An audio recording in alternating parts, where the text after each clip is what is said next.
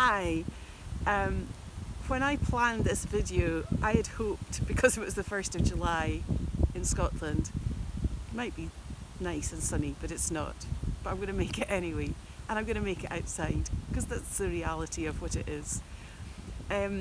Some of you will be aware over the last couple of weeks that a new being has come into my life. Her name is Sandy. And until October of 2019, she was wandering the streets of Spain. She then came across to Scotland, and since then has had 2 failed placements and sometime about a month and a half, I think, or a month, I'm not sure exactly, I can't remember, with a dog trainer. Now, I use the word failed because that's the word that was used. I'm not blaming anybody, these things happen. And I'm actually quite glad because she's now here, and she's part of my life now. So I am going to document my journey with Sandy, warts and all, because I am using my Unbreathe tools with Sandy and myself as we learn more about each other and we learn how to work together. I am also still in contact with that dog trainer, and I plan to go back to her because she's done some amazing work with Sandy. But the emotional part, that part, Sandy and I are working away at together. How? So, the first night that Sandy came into my life, it did happen very quickly. And when we use EFT with animals, and yes, you can use EFT with animals, the first thing we do is work with the human. Because for those of you who have a relationship with animals, you know, animals and children are the same, exactly the same. How we're feeling rubs off on them, and they feel any anger, they feel fear, they feel all those things. They feel peace and calm too, but the negative is they feel fear and anger. So as I say, it happened a strange set of circumstances, and I was in the car to get her within about 20 minutes of my initial phone call, which is not usual. And on the way down, I thought, I can feel that anticipation, maybe slightly nervous. I knew that emotions in the other household were high for very valid reasons. So I imagined that she could be feeling confusion, upset, fear.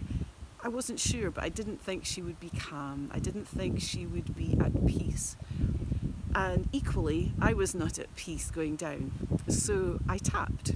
I tapped on my anxious feeling. I tapped on the uncertainty and on the unknown.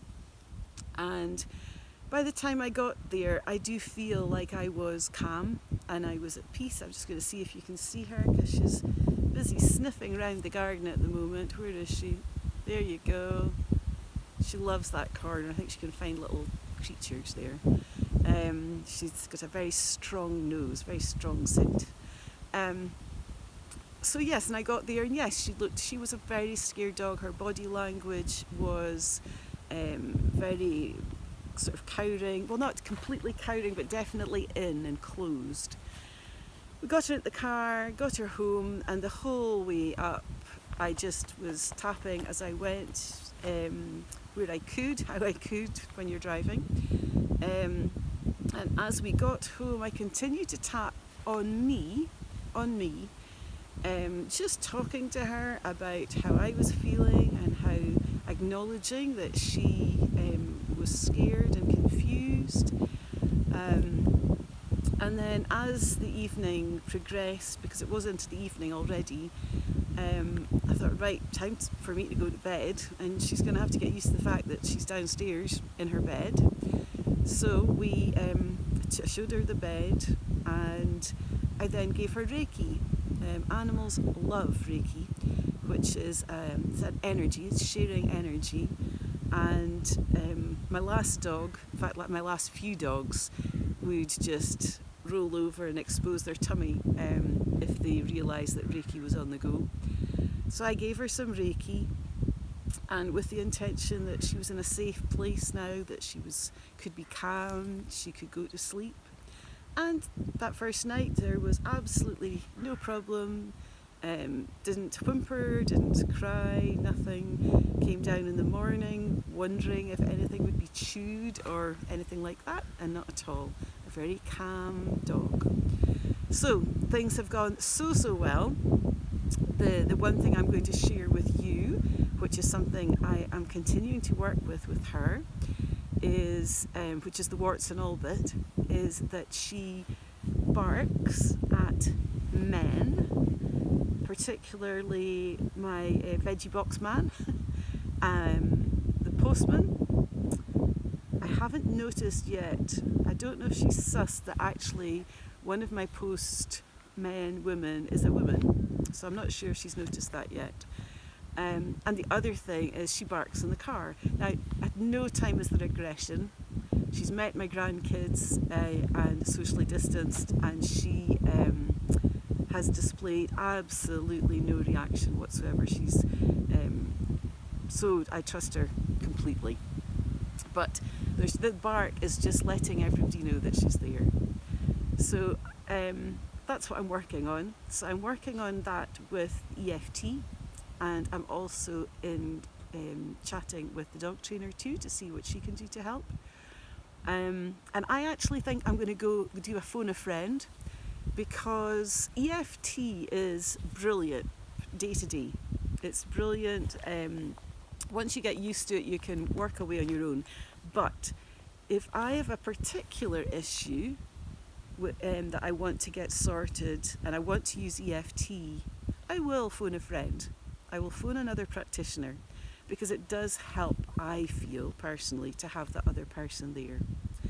And I'm going to do the same with her. I think that this barking, I think it will be helpful if I do my phone a friend. So I'm going to do that, and I'll keep updating you as I go. I do see Sandy as being part of the And Breathe team now. I see her as coming along to help children and adults relax, be calm, maybe get over fears. She's already helped a close family member begin to get over a fear of dogs that arose because she had a nasty experience with a dog. And already Sandy, with her calm presence, has it's helped to melt away, dissolve those anxious feelings.